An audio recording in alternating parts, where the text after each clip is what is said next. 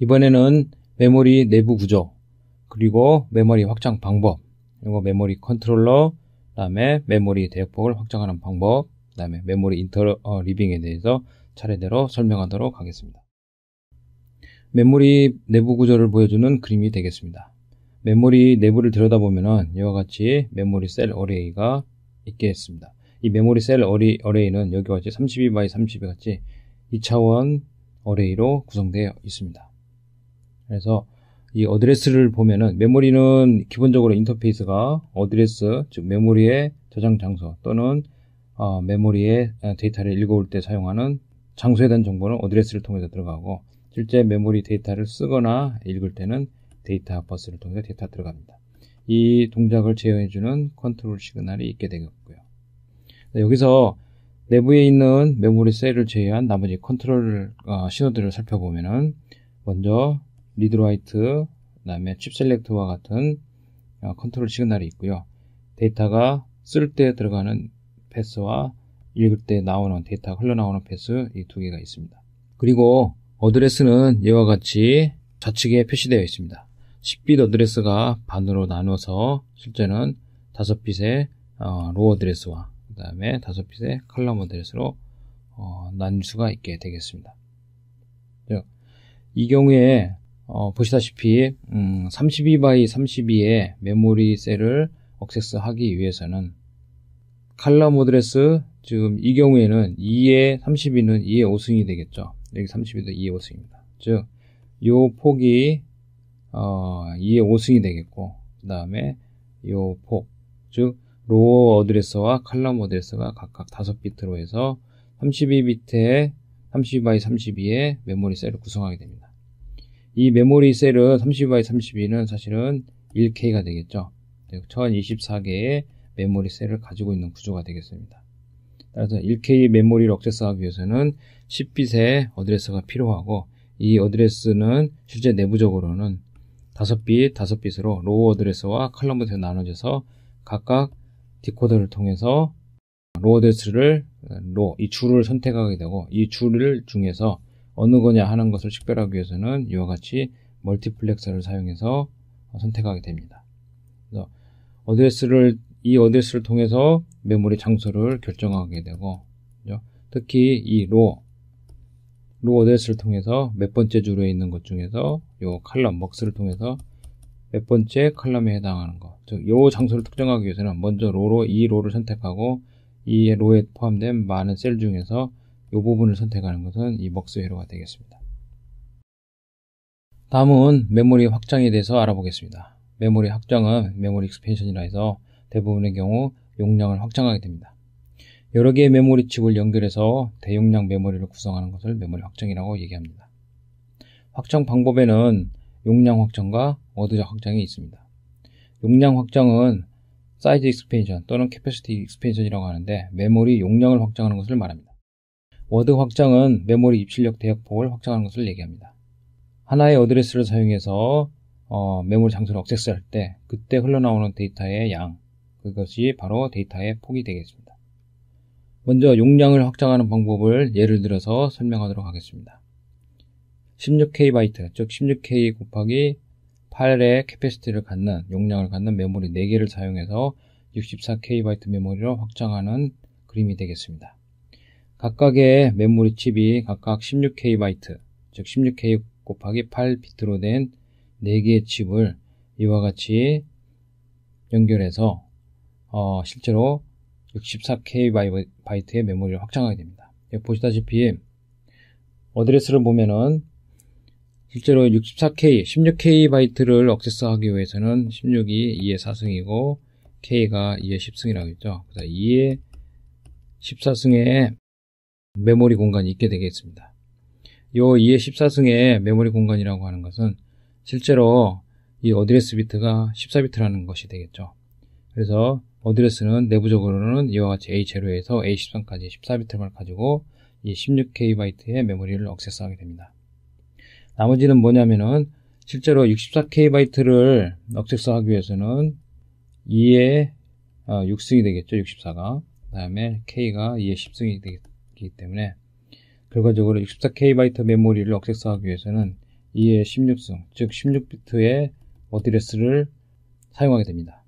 따라서 이 16비트 어드레스를 중에서 하이 이 경우에 14비트, 즉 16비트가 이와 같이 16비트가 있다고 가정했을 때 하이 14비트는 각각의 16KB짜리 메모리의 어드레스로 입력이 되고, 나머지 상위 여기에 있는 두 비트는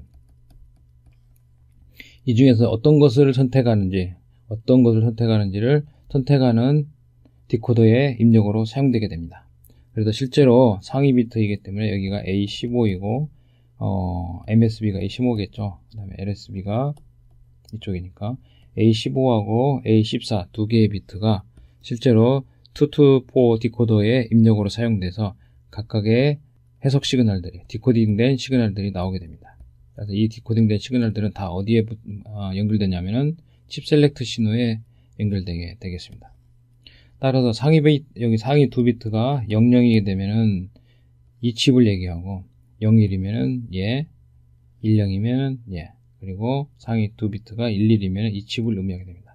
나머지 14비트는 이 칩 내부의 메모리 장소를 지정하게 되게 되겠습니다. 이와 같이 64KB 메모리를 만들기 위해서 4개의 작은 용량의 메모리를 이렇게 길이 방향으로 확장해서 쓰는 것을 갖다가 용량 확장이라고 얘기합니다. 단순하게 봐서 이와 같다고 보시면 됩니다. 전체를 64KB의 메모리 용량을 만들기 위해서 각각 4부분에, 즉 16KB의 메모리 4개를 이와 같이 연결한다고 보시면 되겠습니다. 16KB. 그래서 여기서부터 0번지라고 하면은, 그 다음에 여기는 16비트니까 FF가 되겠죠. 이런 식으로 길이 방향으로 용량을 늘리는 것을 갖다가 용량 확장 확장 메모리라고 말합니다. 워드를 확장하는 방법에 대해서 실제적인 예를 들어서 설명하도록 하겠습니다. 2KB 메모리 8개를 사용해서 16KB 바이트 메모리로 확장하는 방법입니다. 2KB의 메모리는 실제로 내부적으로는 16K 곱하기 1비트의 구조를 가지고 있습니다.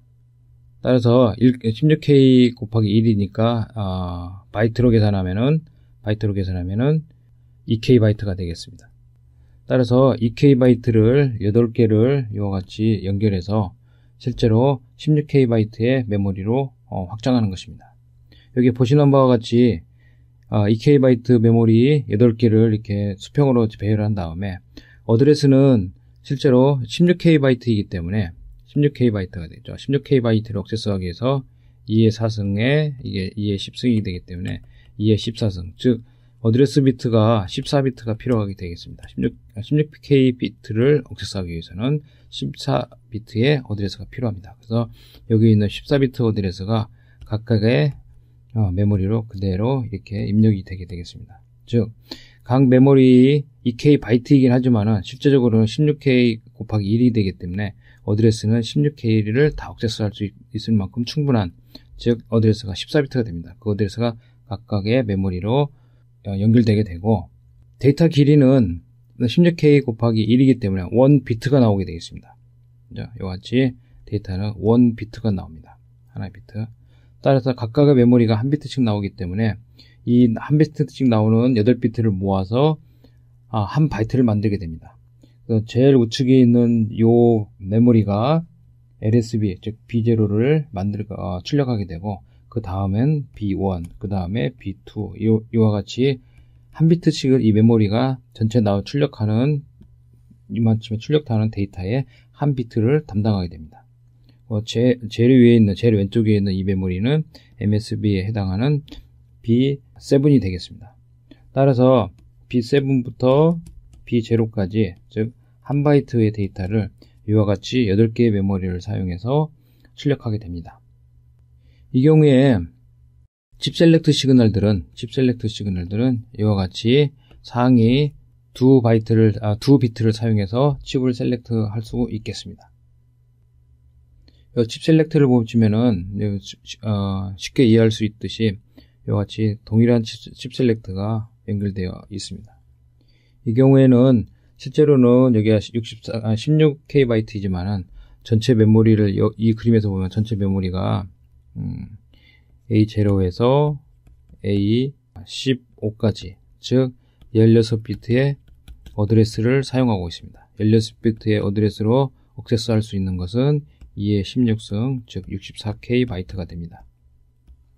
따라서 이 구조 자체, 이 전체 구조는 여기서 얘기한 전체 구조는 이 64KB 중에 특정한 한 부분을 얘기한다고 보시면 됩니다. 이 워드 확장 방법은 이와 같습니다. 간단히 설명하면은 각각의 어드레스가 주어지고요. 이 어드레스로 액세스할 수 있는 장소가 다 동일하게 되겠습니다. 이와 같이 8개의 메모리를 액세스하고 각각 한 비트만을 출력하게 됩니다. 이 한 비트 된 출력을 8개를 모아서 한 바이트를 만들게 되는 거죠. 그래서 워드 확장이라는 것은 비트를 모아서 한 바이트를 만들기 때문에 이제 수평축으로 확장된다고 보시면 되겠습니다. 굳이 이걸 갖다가 메모리 구조로 얘기한다면 이와 같다고 볼 수 있습니다. 이전에 용량 확장 같은 경우는 이와 같이 4개로 나눠서 각각을 이렇게 뎁스를 즉 사이즈를 확장했다고 보면은 얘는 그림으로 형상화한다면 이와 같은 동일한 메모리인 경우에 이와 같이 세로 축상으로 이렇게 확장됐다고 보시면 됩니다. 즉 각각의 메모리가 한 비트씩 담당하게 되는 거죠. 그래서 메모리를 확장하는 방식은 이와 같이 캐패시티를 또는 워드를 확장하는 두 가지 방법을 고려할 수 있습니다. 다음은 용량과 워드를 동시에 확장하는 것에 대해서 예를 들어 설명하도록 하겠습니다. 2KB 메모리 32개를 사용해서 64KB 메모리로 확장하는 경우입니다. 이전에 워드를 확장하는 거와 용량을 확장하는 걸 생각하시면 쉽게 이해하실 수 있겠습니다. 먼저 워드를 확장하기 위해서 2KB 메모리가 각각의 1비트이기 때문에 이와 같이 MSB부터 LS비트를 하나씩 담당하게 됩니다. 따라서 가로축으로 모두 워드 확장을 위해서 8개의 메모리를 배치시키게 됩니다. 그런 후에 메모리를 실제로 용량을 확장하기 위해서 즉 64KB의 메모리를 만들기 위해서 용량을 확장해서 2KB짜리를 4개를 확장하게 됩니다. 4개를 붙이게 됩니다. 수직으로. 이 경우에는 용량을 확장하기 위해서 이와 같이 합니다. 따라서 64KB 메모리를 액세스하기 위해서는 2의 16승, 즉 어드레스 비트가 16비트의 어드레스를 사용하게 되겠고 이 16비트의 어드레스 중에서 상위 2비트는 이 용량 확장하는 4개 중에 하나를 선택하는데 사용되고 나머지 16비트는 각각 메모리의 내부의 원빗 메모리 셀을 특정하는데 즉 메모리 셀의 위치를 찾아내는데 이 14빗 어드레스를 사용하게 됩니다. 이와 같이 워드 익스펜션 즉 출력되는 데이터의 길이를 맞추는 익스펜션과 용량을 늘리는 익스펜션 두 개를 같이 연결해서 자기가 원하는 용량의 메모리를 만들 수 있겠습니다. 다음은 메모리 컨트롤러에 대해서 알아보도록 하겠습니다. 메모리 컨트롤러는 CPU와 메모리 사이에 위치하여서 메모리 사용에 필요한 작업을 수행하거나 그에 필요한 제어 신호를 발생하는 장치를 말합니다. 이와 같은 메모리 칩을 별도의 칩으로 만들거나 아니면은 마이크로 프로세서 내부에 내장시키기도 합니다. 메모리 컨트롤러의 기능은 프론트엔드와 백엔드 기능으로 나눌 수 있습니다. 프론트엔드 부분에서는 메모리에 대한 요청 및 응답을 버퍼링하게 되고 메모리를 실제 매핑하게 됩니다. 즉 메모리 어드레스를 디코딩해서 어떤 메모리에 매핑시킬까를 결정하게 됩니다. 그 다음에 메모리 접근 순서를 결정하는 아비트레이션 기능도 수행합니다. 백엔드에서는 명령어를 생성해서 실제 타겟 메모리 접근에 필요한 모든 동작을 제어하게 됩니다. 여기에 오른쪽에 있는 그림은 실제로 프론트엔드 부분과 백엔드 부분을 보여주고 있는데요. 메모리 컨트롤러의 프론트엔드 부분에서는 이와 같이 리퀘스트를 버퍼링 한다든지 리플라이를 버퍼링 하는 역할과 메모리를 매핑하고 그 다음에 메모리 접근 순서를 결정하기 위해서 아비트레이션 파트가 추가되게 되겠습니다. 자, 메모리 컨트롤러의 백엔드 쪽은 이와 같이 그 메모리를 접근하기 위해서 필요한 커맨드를 생성하게 됩니다. 이 커맨드를 통해서 실제 메모리를 접근하게 되겠습니다. 다음은 메모리 대역폭 확장에 대해서 알아보겠습니다. 메모리 대역폭 확장이라고 하는 것은 CPU와 메모리 사이의 데이터 정속률을 향상시키는 것입니다. 메모리 대역폭 확장 방법에는 여러 가지가 있겠습니다. 먼저 메모리 접근 속도 또는 동작 주파수를 향상시키는 방법입니다. 그 두 번째는 멀티포트 메모리를 사용해서 입출력 포트수를 증가시키는 방법입니다. 멀티포트 메모리라고 하는 것은 메모리의 입출력 포트가 2개 이상인 메모리를 얘기합니다. 이 그림은 듀얼 포트 메모리를 보여주고 있는데요. 하나의 메모리상에 2개의 포트가 있게 되겠습니다. 이 포트라고 하는 것은 메모리 액세스를 위한 기본 유닛인 어드레스 버스, 데이터 버스, 그 다음에 컨트롤 시그널들을 한 셋으로 보고 이 셋을 하나의 포트로 보는 것입니다. 따라서 듀얼 포트 메모리는 이 메모리 공간에 대한, 즉 메모리 셀에 대한 접근을 동시에 할 수 있겠습니다. 같은 메모리에 대한 접근이나 같은 메모리에 대한 라이트나 이런 메모리 충돌 가능성이 있는 경우에는 회피할 수 있는 회로가 내장되어 있습니다. 또 다른 대역폭 확장 방법으로는 멀티 채널 메모리를 사용하는 방법입니다. D램과 메모리 컨트롤러 사이에 통신 채널을 하나가 아닌 여러 개를 사용해서 메모리 전송도들을 향상시키는 방법이 되겠습니다. 즉 메모리 컨트롤러와 메모리 모듈들 사이에 채널을 여러 개 두어서 지금 2개가 있습니다. A 채널, B 채널. 그래서 여러 개 두어 전송도들을 향상시키는 방법이 멀티 채널 메모리라고 하겠습니다. 다음은 메모리 인터리빙에 대해서 설명하도록 하겠습니다. 메모리 인터리빙 역시 메모리 대역폭을 확장시키는 방법 중에 하나가 되겠습니다. 인터리빙 메모리라고 얘기를 하는데 메모리를 뱅크 단위로 구성해서 메모리 액세스를 병렬화한 메모리를 얘기합니다.